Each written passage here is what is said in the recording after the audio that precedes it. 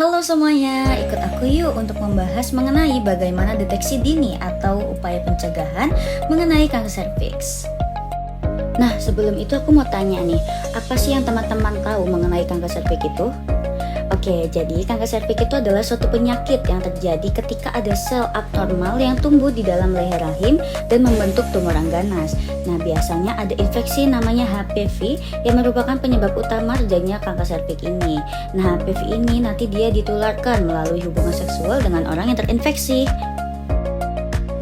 Nah, di sini ada data dari Kemenkes RI 2013 untuk orang-orang yang terkena dengan kanker serviks nih teman-teman, yaitu ada 0,8% atau setara dengan 98.692 kasus. Wah, ini angka yang sangat tinggi ya teman-teman. Kalau gitu kita akan membahas lebih dalam lagi yuk.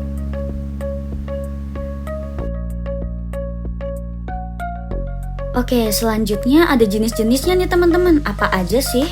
Nah, yang pertama ada adenokarsinoma. Jadi adenokarsinoma ini adalah jenis kanker serviks yang bermula di sel kelenjar pada saluran leher rahim. Lalu yang kedua ada karsinoma sel squamosa atau disingkat dengan KSS. Jadi KSS ini adalah jenis kanker serviks yang paling sering terjadi nih teman-teman. Nah, KSS ini dia bermulanya itu di sel squamosa serviks, yaitu sel yang melapisi bagian luar leher rahim. Lalu penyebabnya apa sih? Nah, jadi penyebabnya pertama di sini ada perilaku seksual berisiko. Contohnya, seks tanpa kondom atau berbagai mainan seks atau seks toys yang tidak dicuci terlebih dahulu. Lalu ada human papillomavirus atau HPV yang sudah tadi aku singgung sedikit di awal ya. Jadi HPV ini dia merupakan penyebab utama kanker serviks, yaitu infeksi ini sangat rentan menyasar individu yang melakukan hubungan seksual dengan banyak pasangan, gonta-ganti pasangan nih misalnya. Lalu tidak vaksinasi HPV. Jadi untuk wanita yang tidak mendapatkan atau tidak vaksin HPV ini lebih berisiko terinfeksi dengan kanker serviks ini. Jadi jangan lupa untuk vaksin ya teman-teman, khususnya untuk yang wanita.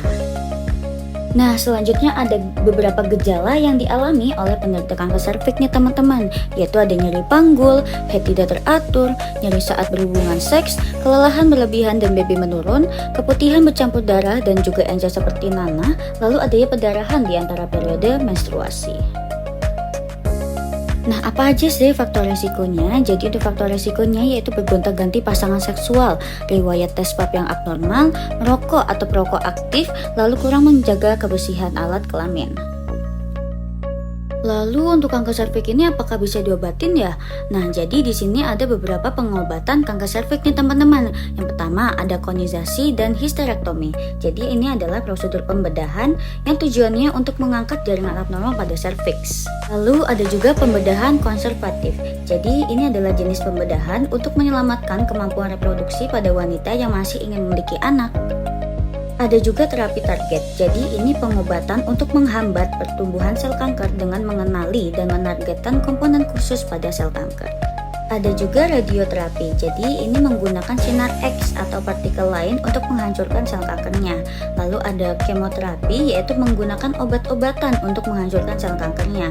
Ada juga imunoterapi, yaitu metode pengobatan yang melibatkan penggunaan sistem kekebalan tubuh pasien untuk melawan sel kanker. Nah, jadi itu tadi ada beberapa pengobatan umum yang bisa dipilih pada penderita kanker serviks. Nah, teman-teman tidak perlu khawatir karena kita di sini juga akan menjelaskan mengenai upaya pencegahan dari kanker serviks. Nah, yang pertama adalah vaksinasi HPV. Sudah jelas ya bahwa tadi HPV adalah penyebab utama dari kanker serviks. Jadi, dengan vaksinasi HPV itu sangat efektif dalam mencegah kanker serviks ini. Lalu ada rutin menjalani pap smear, jadi tujuannya untuk mendeteksi perubahan sel yang dapat berkembang menjadi kanker.